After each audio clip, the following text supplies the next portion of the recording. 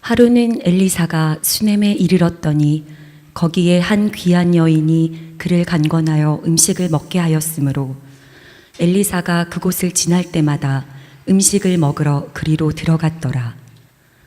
여인이 그의 남편에게 이르되 항상 우리를 지나가는 이 사람은 하나님의 거룩한 사람인 줄을 내가 아노니 청하건대 우리가 그를 위하여 작은 방을 담 위에 만들고 침상과 책상과 의자와 촛대를 두사이다.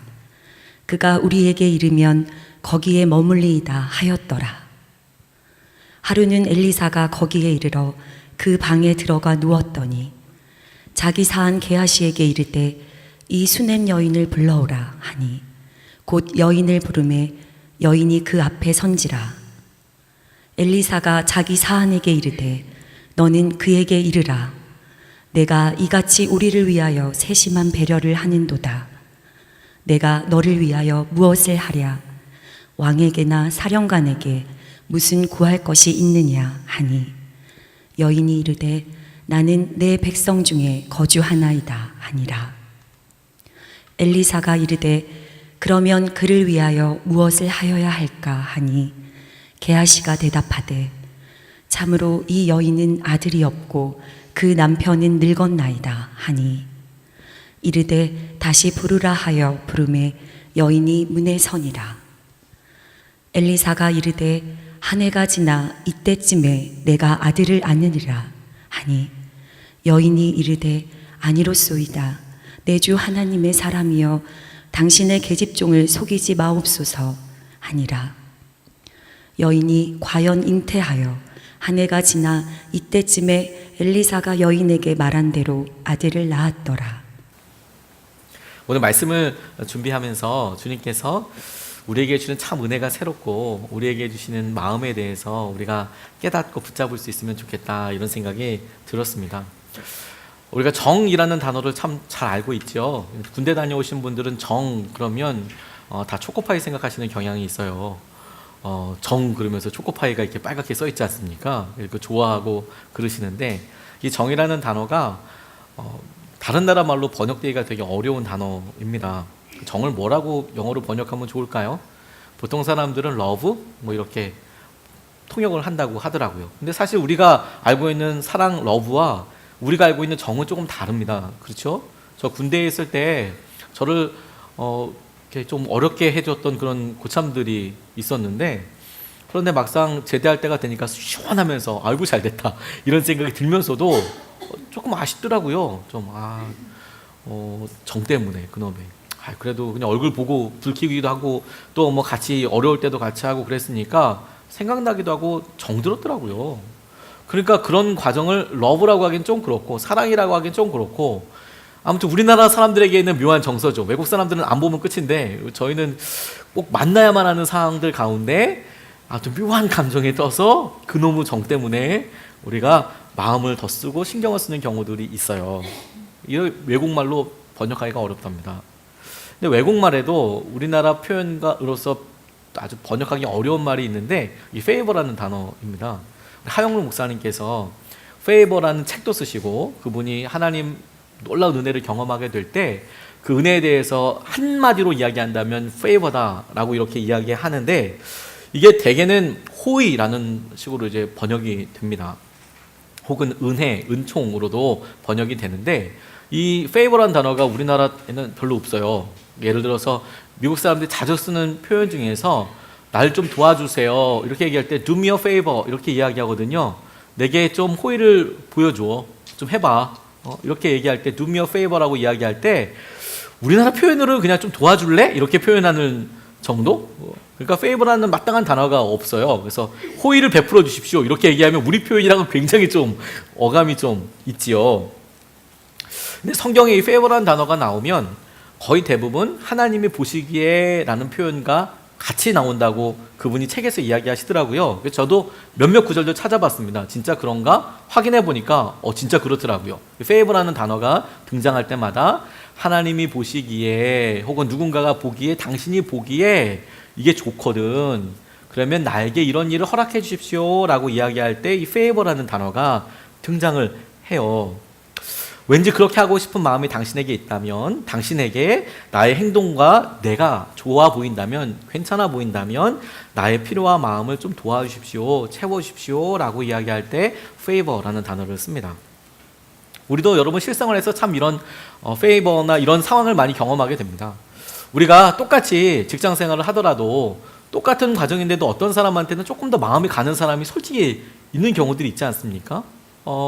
그냥 조금 더 그래 상황이 그러려니 조금 뭐 어려운 상황이라고 그냥 자연스럽게 떠오르는 사람이 있는가 하면, 또 어떤 사람은 그냥 저 거짓말하는 거 아닐까 이런 생각이 들기도 하고 조금 더 이제 마음속에 좀 각박해지는 사람들이 있어요. 왜 그런지는 잘 모르겠습니다. 근데 성경에도 보면 주님께서 우리에게 주신 여러 마음들의 이야기들을 하실 때 비슷한 표현들이 많이 나와요. 에서를 그리고 야곱을 대하실 때 왜 에서를 저버리고 야곱을 더 사랑하셨는지 설명이 되지 않아요. 하나님께서 그냥 내가 너를 선택했다라는 표현을 쓰시거든요. 근데 이런 페이버에 대해서 생각하면 우리 여기 있는 모두는, 저와 여러분들은 다 이 하나님의 페이버를 경험한 사람입니다. 은혜를 경험한 사람입니다. 당장 여러분 우리가 어떻게 구원받았는지를 생각해 봐도 우리 주위에 우리가 부러워할 만한 사람, 성품도 좋고 모든 것들을 갖춘 사람들이 왜 저 사람들은 하나님의 은혜를 혹은 하나님의 십자가의 구원의 역사를 못 누렸을까? 사실 설명하기가 좀 어려운 거예요. 근데 왜 우리는 어떻게 하나님을 만나게 됐을까? 어떻게 예수님을 나의 주님으로 우리가 고백하게 되었을까? 이유를 꼼꼼히 생각해 보면 딱히 명확하지 않은 거예요. 그냥 이건 은혜다. 하나님께서 나를 찾아오셨고 나를 선택해 주셨나 보다, 나를 붙잡아 주셨나 보다 라고밖에 설명을 할 수 없거든요. 이럴 때 favor라는 단어가 적합하다고 싶고, 실제로 우리도 이곳에서 예배드리고 있는 것이 그 하나님의 은혜, favor 중에 하나라고 생각이 듭니다. favor라는 말 자체가 하나님의 결정하신 일이지만, 다시 말해서 하나님께서 이유 없이, 우리가 설명할 수 없지만 하나님 왜 내게 그렇게 은혜를 주시는지 모르겠다, 그러니까 우리가 뭘 한다고 해서 더 은혜가 더 있거나 이렇게 되는 것은 아닌 것이 틀림없지만, 그럼에도 불구하고 수넴 여인이 오늘 했던 이 장면을 보고 엘리사와의 일들을 보면서 우리에게도 우리가 하나님께서 주시는 귀한 선하신 하나님이 어떻게 드러나는지에 대해서 살펴보고 같이 적용할 수 있는 부분이 분명히 있다라고 하나님께서 말씀으로 도전해 주셨습니다. 오늘 수넴 여인의 행동을 통해서 우리가 첫 번째로 같이 붙잡고 적용해 보고 싶은 것은 무엇이냐면, 수넴 여인이 자기에게 있었던 여러 일들에 있어서 가장 마음속 깊은 소원이었던 자녀를 얻게 되는 그런 은혜를, 페이버를 얻게 됐을 때의 그 시작점을 주목해 보면, 다른 사람들을 향한 필요를 채우는 것에서부터 시작했다는 것을 주목해 볼 필요가 있어요.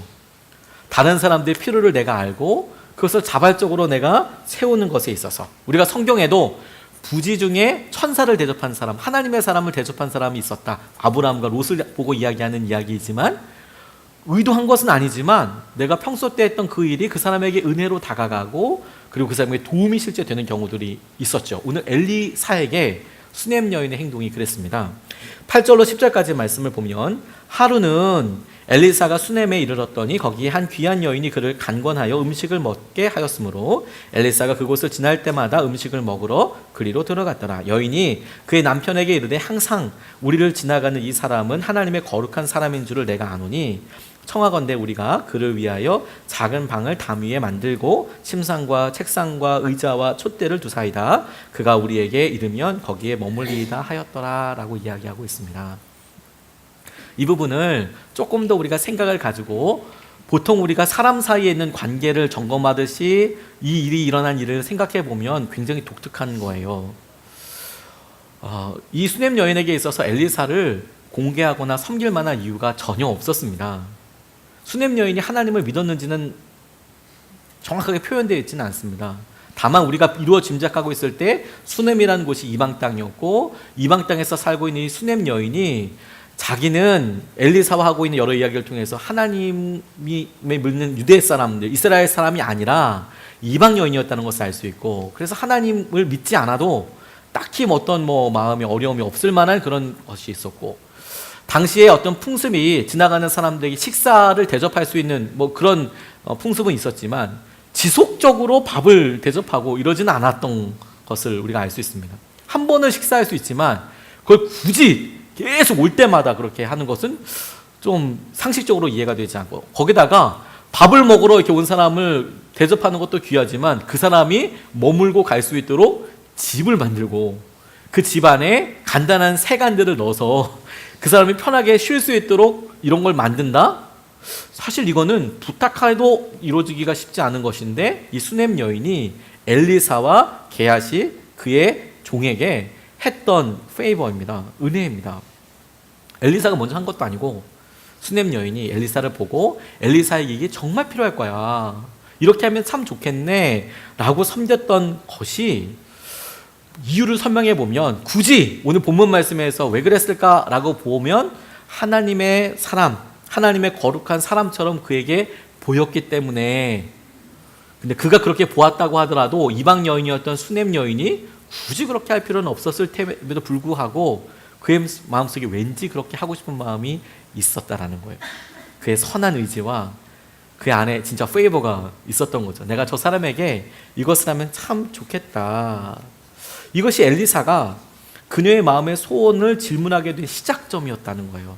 나중에 내가 저 여인의 필요를 채운다, 그렇게 질문할 수 있었던 첫 번째 시작이 뭐냐면, 이 수넴 여인이 엘리사의 필요를 보고 그를 단순하게 그냥 지나치는 사람, 한 번 만날 사람이 아니라 그를 섬기고 형제처럼 사랑하고 섬겨서 페이버를 했더니, 그 이후 섬기고 사랑했던 것이 그에게 놀라운 은혜로 돌아온 격이 되었다. 하나님께서 이것을 잊지 않으신다라는 거예요.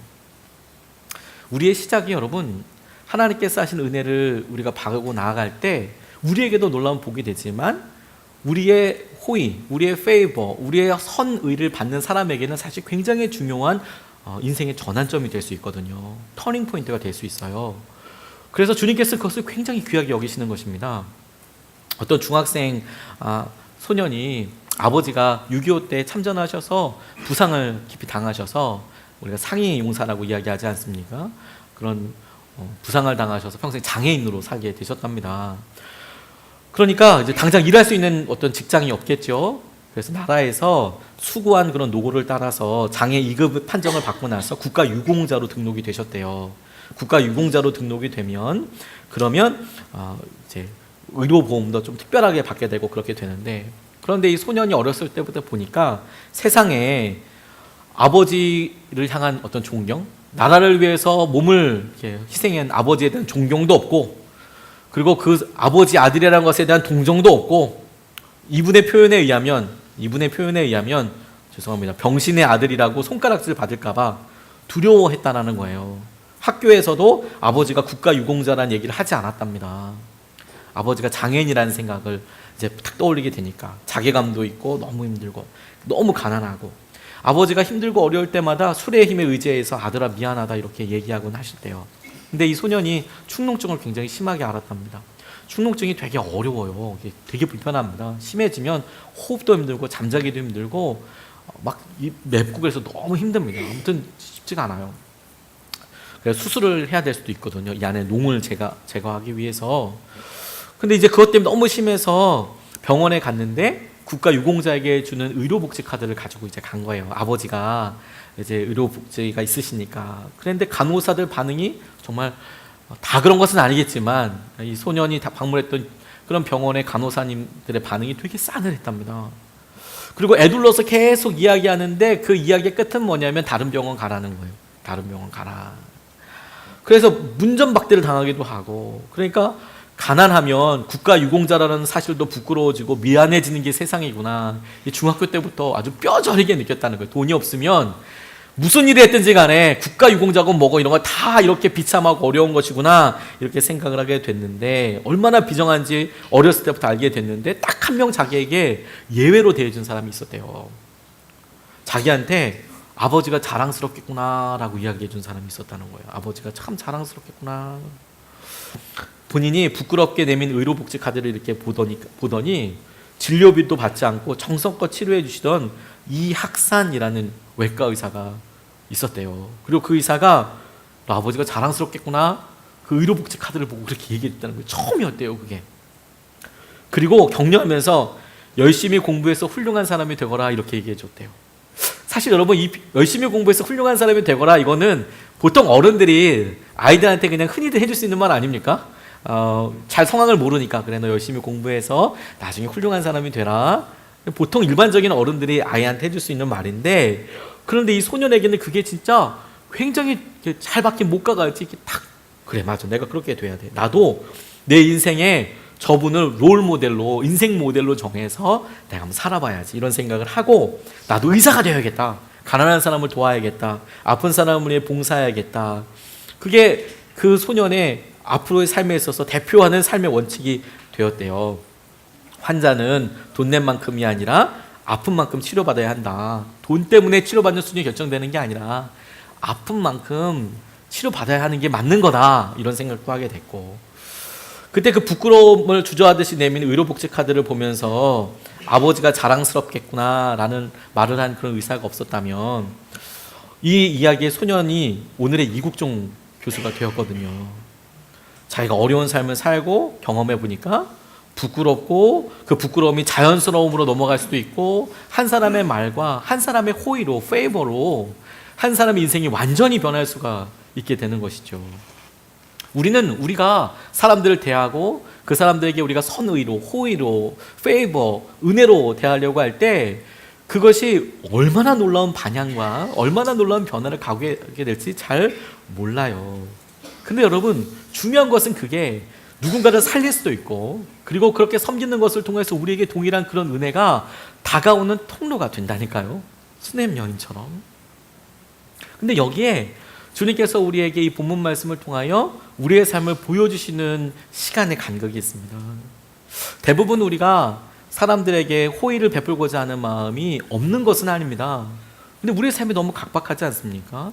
우리가 시간을 내려고 하더라도 가족들에게 낼 수 있는 시간도 정말 빠듯한데, 그렇지 않은 사람에게 시간을 낸다, 재정을 흘려보낸다, 우리가 어떤 따뜻한 말을 하나 하더라도 그게 우리 안에 마음이 좀 충족이 되고 어떤 하루 삶의 에너지가 조금 있을 때 전화라도 걸어서 뭐 어떠냐라고 물어보는데, 되게 우리의 삶이 피곤하고 지치고 입 다물고 좀 말하기도 싫고 그런 때가 대부분이어서 사실 인색하기가 참 쉽고, 그렇게 선한 일을 하더라도 아유 빨리 좀 갚았으면 좋겠네요, 빨리 하나님께서 갚아주시든지 축복을 받았으면 좋겠든지, 일단 인풋이 빨리 들어가면, 뭔가 들어가면 빨리 아웃풋으로 나왔으면, 이런 걸 좀 원하고 그런 삶을 살죠.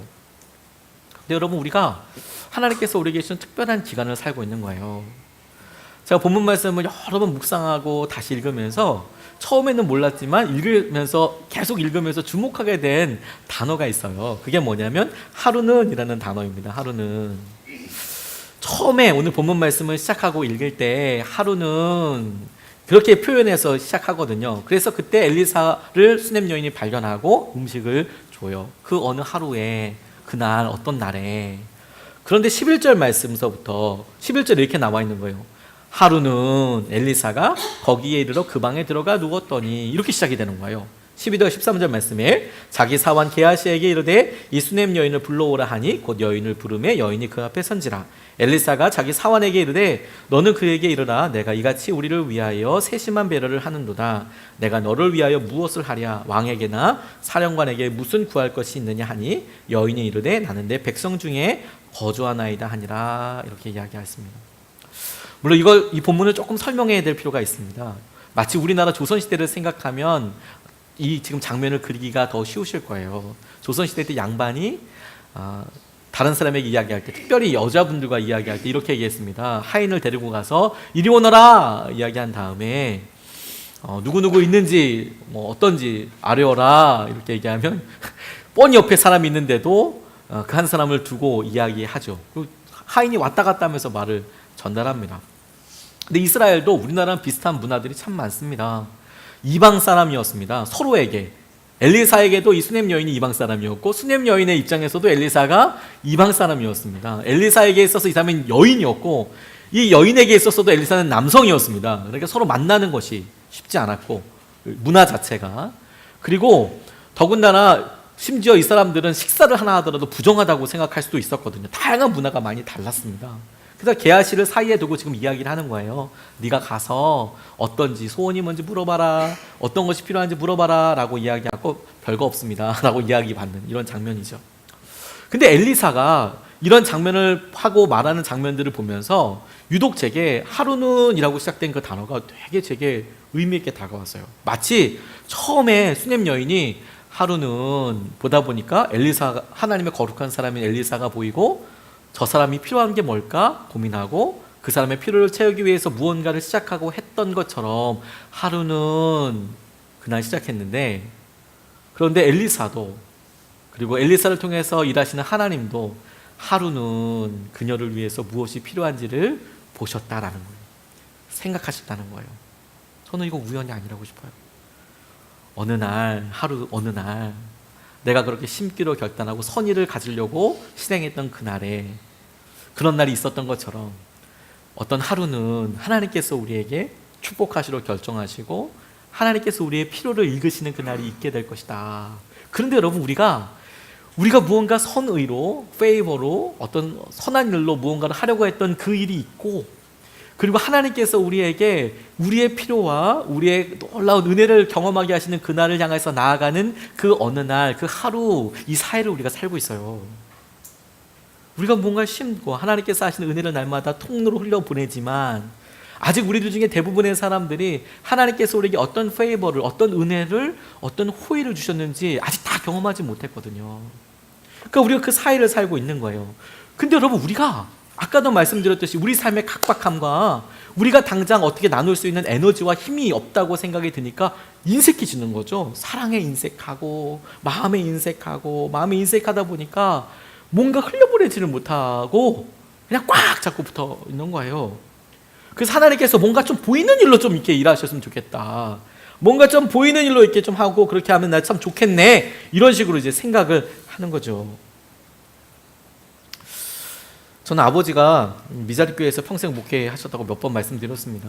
저희 아버지께서 인터넷으로 같이 예배를 보시기 때문에 조심스럽긴 하지만, 제가 어렸을 때, 제가 철이 들지 않고 그랬을 때 저는 가난한 아버지 목회 상황과 저희 교회가 사실 되게 창피했었어요. 부끄러웠어요.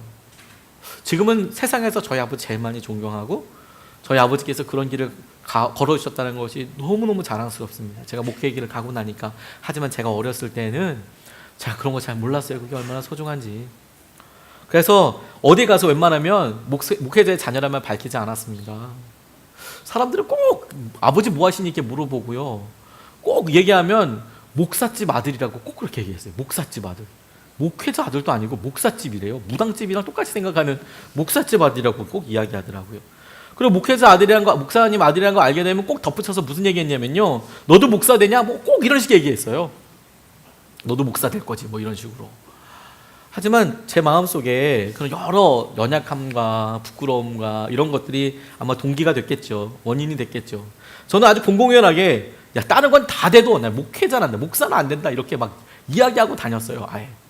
제가 목사 아들이라는 것을, 목회자 아들이라는 걸 아는 사람들한테는 분명히 믿음으로 선포하듯이 난 목회자 죽어도 안 된다, 그렇게 이야기하고 다녔고, 다른 사람들에게도 그렇게 낌새라도 채지 못할 만큼 그렇게 험한 삶을 살아내려고 노력했어요.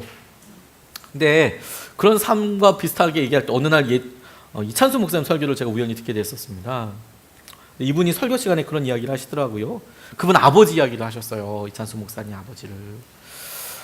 말을 심하게 더듬으셨답니다. 그런데 아주 시골의 가난한 교회, 개척교회 목사님이셨대요. 개척교회는 아니고 미자립교회. 개척은 개척한 지 얼마 안 된 거고, 계속해서 자립이 안 되는 교회, 어렵고 힘들게 목회하시는 목사님들이 많이 있으시거든요. 이 목사님이 그러셨답니다. 근데 이찬수 목사님의 전하는 말에 의하면 말을 더듬으시니까 목회자가, 목사님들이 설교하는 것이 사역에 굉장히 중요한 부분을 차지하거든요. 근데 말을 하는데 앉아서 듣는 사람들이 그 다음 말을 막 조마조마해서 들어야 되는 거예요. 하면 이게 주님인지 이게 뭔지, 이게 뭐가 너무 힘들잖아요. 근데 본인은 얼마나 힘드시겠어요. 더군다나 교회가 막 부흥하고 막 이러면 그렇게 되는데, 교회가 어렵죠, 가난하죠, 자녀들 있죠. 많이 힘드셨나 봐요. 그러니까 본인이 할 수 있는 최대한의 믿음의 반응으로 내가 이걸 금식 기도해서 고쳐보겠다는 생각을 하시고 기도원 가서 금식 기도를 하셨대요. 40일. 여러분, 40일 금식 기도하는 거, 우리 주위에 몇몇 분들이 40일 금식 기도하셨다고 하니까 그렇게도 하는가 보다라고 생각하는 분들도 계시지만, 의학적으로 사람이 일주일만 굶어도 죽습니다. 의학적으로는. 그게 정상인 겁니다. 40일 금식해서 사는 것은 사실 말도 안 되는 기적 가운데 하나예요. 근데 우리 주위에 의외로 40일 동안 금식하셨습니다. 이런 사람들이 간혹 있지만 사실 사람은 일주일 10일 넘지 못합니다. 너무 고통스럽고 힘들거든요. 근데 이찬수 목사님 아버지께서 장기 금식 40일 금식 하시다가 이 말 더듬는 거 교회 부흥 경험하겠다고 금식하시다가 돌아가시대요. 본인이 그렇게 이야기하시더라고요. 그러니까 가난한 개척 미자리 교회에서 아버지께서 그렇게 하시다가 돌아가시면 그러면 사모님과 자녀들은 살 수 있는 방법이 없어요. 정말 살 수 있는 방법이 없습니다. 그래서 고생하셔서 미국으로 시카고 쪽으로 이민을 결정하게 되셨답니다. 그리고 하나님께서 그곳에서 만나게 채워주고 이런 얘기들을 막 말씀하셨는데 그 얘기를 왜 하시게 됐냐면 본인이 어느 날 분당 우리 교회가 이렇게 목회하고 행복하게 부흥하고 있는 이런 일들 가운데 어느 날 이렇게 생각하고 이런 은혜를 내가 왜 누릴까 이런 생각을 하게 되셨대요. 본인이 설교 시간에 내가 어떻게 이런 은혜를 누리고 있는 걸까. 그런데 뭐 옥하는 목사님을 만나게 된 거, 옥 목사님 사랑받은 거, 개척해서도 본인의 표현에 의하면 자기의 능력을 넘어서는 말도 안 되는 은혜를 너무 많이 누렸다는 거예요. 아주 좋은 성도님들을 만나고 교회가 중요한 순간들마다 장소도 그렇고 뭐 아주 중요한 순간순간들을 이렇게 너무 이게 어떻게 된 걸까라고 생각하는데 아버지 생각이 퍼뜩 나더라는 거예요. 아버지 생각. 우리 아버지 40일 금식하다가 그렇게 돌아가셨는데 우리 아버지 평생을 그렇게 가난하게 목회하시다가 젊은 나이에 그렇게 돌아가셨는데 아버지가 그렇게 순전하게 살다 가셨는데 그것을 자녀인 자기가 다 누리고 있더라는 거예요. 다 누리고 있는 것 같아서 너무너무 감사하다고 그렇게 말씀을 나누시더라고요. 설교 시간에. 저 그 말이 참 이해가 잘 가요, 여러분. 저는 그 말이 참 이해가 잘 가요. 감히 뭐 이찬수 목사님처럼 비교하거나 이렇게 하지 않지만 저도 가는 기척교회에서 아버지 평생 목회하시는 거 보고 은퇴하시는 거 보면서 그게 너무 이해가 가요. 그 은혜가. 하나님이 어떤 분이냐면 여러분, 하나님께서 어느 날 심었던 씨앗들을 살피시고 기억해 두시는 정도가 아니세요. 하나님께서는 우리의 선의를, 호의를, 우리가 다른 사람들에게 베푼 은혜를, 페이버를 하나님은 당신의 마음에 심으세요. 왜냐하면 우리가 사랑하는 그 사람이 하나님께도 정말 소중한 사람이거든요. 하나님이 당신의 마음에 심으시고 하나님께서 그 마음에 그 심으신 씨앗을 잘 가꾸세요. 그리고 열매를 맺게 하세요. 그리고 그 열매를 우리에게 갚아주세요. 하나님 마음에 그게 있더라고요. 하나님께서 말씀하시는 그 어느 날 하루는 우리가 왜 그런지 모르지만 그 사람을 섬기고 페이버, 은혜로 했던 그것을 하나님은 기억하시고 그 하루는 시작했던 그날의 일을 하나님께서 우리를 권념하시고 생각하시는 그 하루를 위해서 하나님께서 기다리고 이끌어 가시더라고요. 근데 여러분, 우리 인생에 있어서 진짜 위기는 하나님, 나는 딱 보이는 거 심어서 보이는 거 거뒀으면 좋겠습니다. 그 말이 그 생각은 우리 마음이 그렇게 팍팍해졌다는 거거든요. 여유가 없다는 거거든요. 왜 그렇게 여유가 없고 팍팍해졌을까요? 제가 나이가 아주 많지는 않지만 제 삶에 있어서 위기라고 생각할 때가 있었습니다. 어느 날 너무 삶이 허무한 거예요. 우울감 때문에 너무 힘들었습니다. 꽤 오랜 기간 동안 마음속에 이 우울감이 해결이 되지가 않는 거예요. 그래서 원인을 생각해 봤어요. 마음에 한번 꾸며봤어요. 그런데 우울할 이유가 아무것도 없어요. 왜냐하면 좋은 교회에서 사역하고 있었거든요. 여러분 아실지도 모르는 선한 목적에서 사역하고 있었어요. 그리고 좋은 목사님 밑에서 정말 아들처럼 배우고 있었거든요. 유기성 목사님과 오랫동안 목회도 하고, 그리고 관계 문제도 아무것도 없었어요.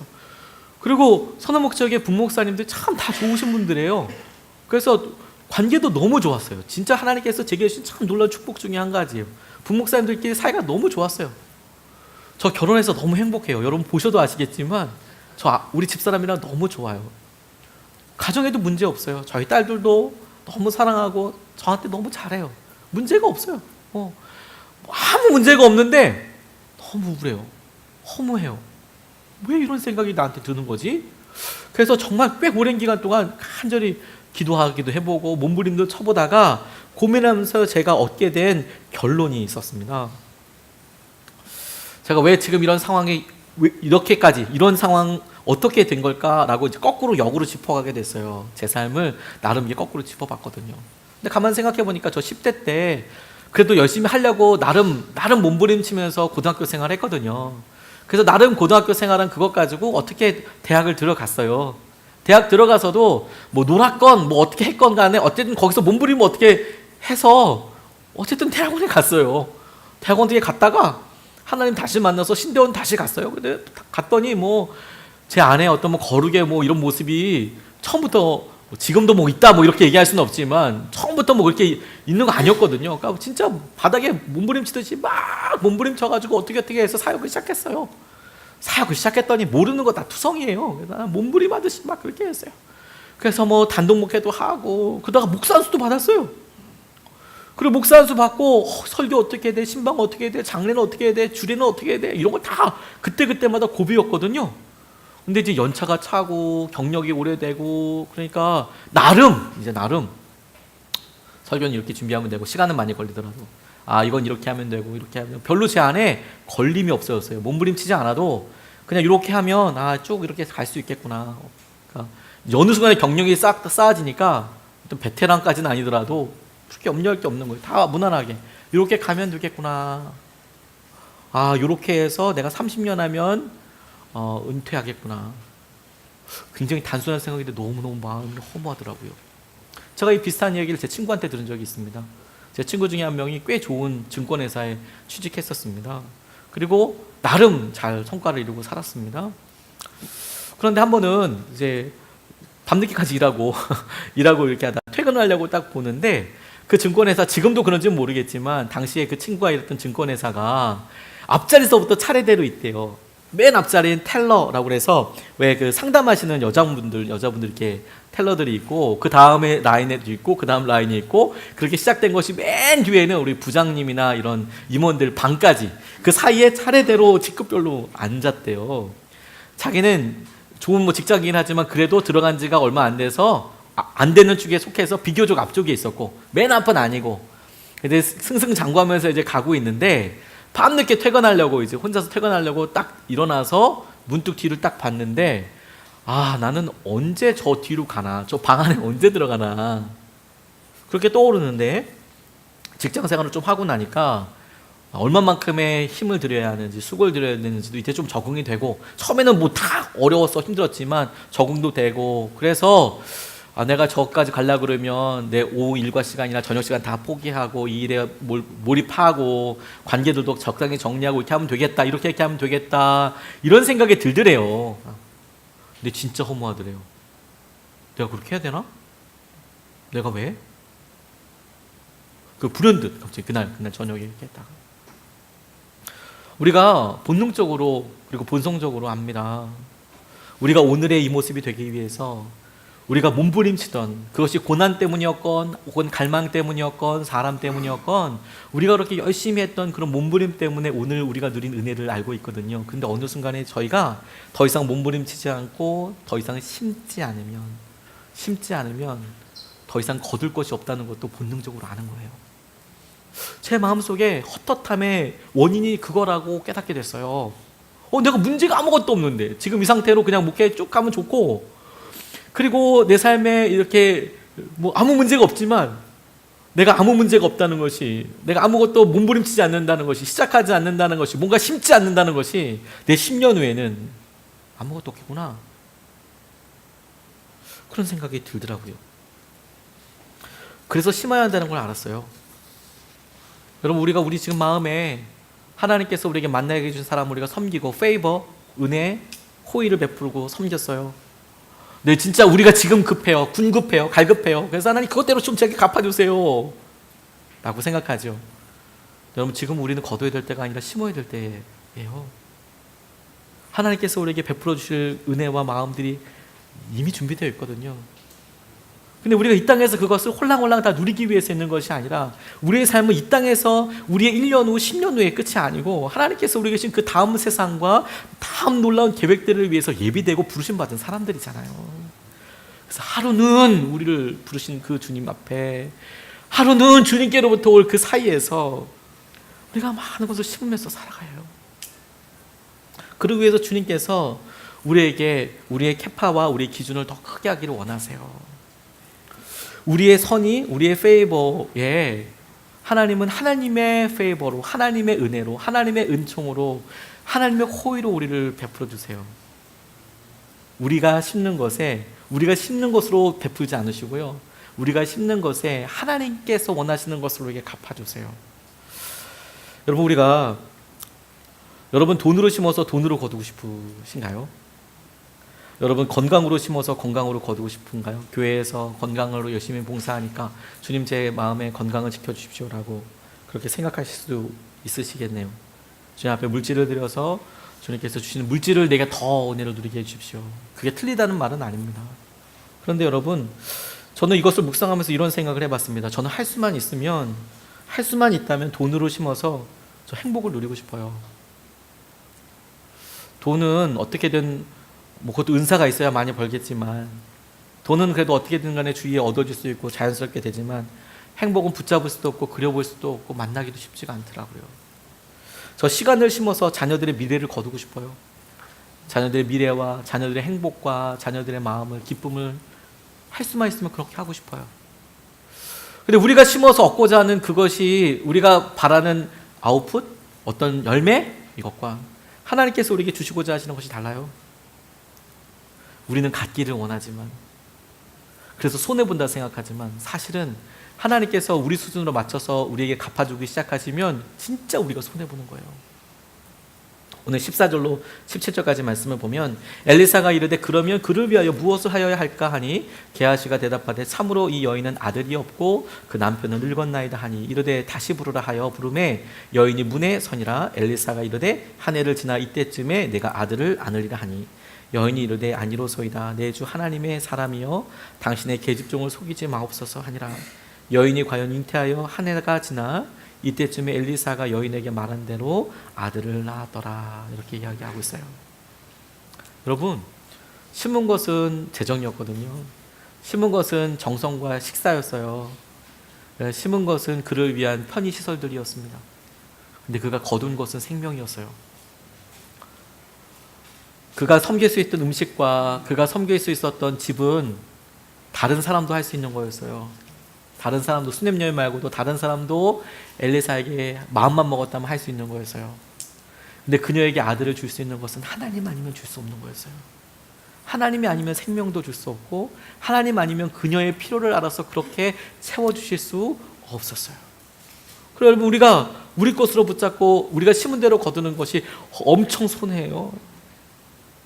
우리가 심어서 하나님께서 하나님만 주실 수 있는 것을 우리에게 허락하시고 붙잡게 하시는 것이 우리가 상상도 못할 놀란 축복과 은혜가 되는 거예요. 우리가 그걸 믿고 나아가는 거예요. 그걸 믿고 예수님 따라가는 거예요. 하영록 목사님이 그 페이버라는 책에서 자신이 수술하기로 했던 그날에 아주 급박한 상황을 설명을 하셨어요.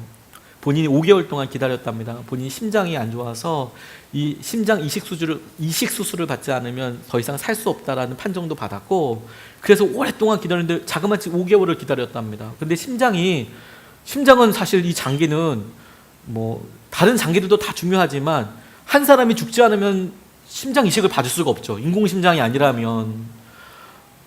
안타깝지만 누군가의 아픔과 슬픔이 사실 있어야 돼요. 그러니까 이제 누구를 기다리는 거죠. 기다리더라도 자기에게 딱 합당한, 딱 정확히 매칭이 되는 심장이 없으면 그냥 기다리다가 죽는 경우도 많이 있고요. 아주 많고요. 근데 5개월 기다렸는데 합당한 심장을 만났답니다. 그리고 그날 저녁에 이제 수술 일정이 잡혀서 마지막 회진하고 이러는데, 그 전날 밤에 왔던 옆에 있는 옆방에 있는 여인 이야기를 의사 선생님들끼리 서로 수근수근 나눈 얘기를 들었대요. 그 얘기가 뭐였냐면, 옆에 있는 사람 너무 급해서 지금 헬리콥터로 실려왔는데 심장 수술 당장 하지 않으면 오늘 내일 안에 하늘나라로 간다는 거였어요. 당장 이거 할 수가 없으니까, 기계로 연명하고 있는 거니까 심장 수술 당장 하지 않으면 오늘 내일 안에 죽는다. 그런데 신기한 거는 오늘 수술할 미스터 하랑 다 똑같아. 혈압도 똑같고 혈압도 똑같고 모든 것이 다 매칭이 된다. 이런 얘기를 한 거예요. 하영훈 목사님이 그 얘기를 듣고 고민하셨대요. 그래서 주치의가 이렇게 왔을 때 물어봤답니다. 그 왔던 사람 얼마나 사냐고 했더니 이제 이틀, 길게 살면 이틀. 자기는 얼마나 사냐고 물어봤대요. 자기는 얼마나 사냐고. 그랬더니 일주일이나 오래 살면 한 달. 심장은 이건 바로 심장 안 뛰면 바로 죽는 거지 않습니까? 일주일에서 오래 살면 한 달 이야기하시더래요. 근데 이분이 그러면 내게 수술해야 될 그 심장을 그 여인에게 주라고 그렇게 이야기하시대요. 아니라고, 그렇게 할 필요 없다고. 당신이 5개월 동안 기다려왔고, 왜냐하면 그 한 달 사이에 또 다른 심장이 나타난다는 그런 아무도 설명할 수 없는 거죠. 이거 어떻게 하겠어요? 혈액형도가 떼야 되고 혈압도가 떼야 되고 이런 다 막 매칭되는 거 구할 수 있다는 확률이 거의 없고, 근데도 이 하 목사님이 그 심장 주라고. 그래서 그 여인이 살았어요. 본인은 정말 그러면 바로 다음 날 하나님께서 주실 것 같지만 죽음의 문턱까지 갔답니다. 딱 정말 죽을 만큼 그렇게 아프고 힘들고 그러다가 오늘 내일 하는 그런 상황 가운데 알코올 중독자의 심장을 받게 됐대요. 아주 건강이 안 좋은 심장이죠. 그래서 어떻게 살게 됐어요. 어떻게 보면 되게 비참하고 힘들어 보이는데, 그분이 페이버라는 책에서 이야기하는 게 뭐냐면, 그렇게 이야기해서 양보했던 그 심장으로 인해서 사업도 하게 되고, 그 사업이 말도 안 되는 사람들의 페이버로, 은혜로 하나님께서 세워가시고, 믿음의 지경이 넓혀지고, 주위 사람들도 변하게 되고, 그가 사람들에게 인정도 받게 되고, 드린 것은 심장 하나인데 하나님께서 더 많은 일들을 보게 하고 알게 해주고 그렇게 하시더라, 이런 고백들을 하시더라고요. 그리고 나중에는 자기가 마지막이라고 생각했던 두 번째 수술, 미국에는 아무리 돈이 많더라도 돈만 있으면 수술을 몇 번이건 받을 수 있는 게 아니라 딱 2번만 심장 수술을 받을 수 있도록 정해놨대요. 그래야지 가난한 사람들도 심장 수술을 할 수 있을 거 아닙니까? 그런데 자기가 자기의 원래 받기로 했던 심장을 정말 급박한 사람에게 대해 양보했던 그거, 그래서 자기는 그 좋은 심장이 아니라, 건강한 심장이 아니라 좀 어려운 심장을 받게 된 그걸 그 의무 레코드에 남겨서, 기록에 남겨서, 그런 경우에 한해서 한 번 정도, 3번까지 심장 이식 수술을 할 수 있는 그런 복을 누렸다는 거예요. 하나님께서 하시는 거. 그런 이야기를 이렇게 나누시더라고요. 하나님이 원하시는 것만큼 우리에게 축복해 주세요. 우리가 원하는 것만큼 달라고 할 게 아니라 하나님이 원하시는 것만큼 주세요. 하나님 우리에게 페이버, 은혜를 베풀어 주실 때 하나님이 원하는 것만큼 우리에게 주세요. 사무엘교회를 목회하고 계시는 송태근 목사님이라는 분이 옥하는 목사님 돌아가셨지만 만났던 때 이야기를 하시더라고요. 당시에는 아마 사무엘교회가 아니라 강남교회나 이런 다른 교회를 한번 목회하고 있으셨을 때입니다. 이분이 옥하는 목사님의 이야기하는데, 목사로서 무엇을 하면 기쁠까? 이런 이야기를 나누셨대요. 근데 성도들이 늘고 교회가 크게 성장하면 좋을 것 같은가? 이런 이야기를 하는데, 이 송태근 목사님은 본인이 그렇게 얘기하시더라고요. 솔직히 자기 마음속에 그러면 좋을 것 같다고 이런 생각이 드셨대요. 대화하는 중에. 그런데 옥하는 목사님이 그렇게 하면 좋지, 편하긴 하지.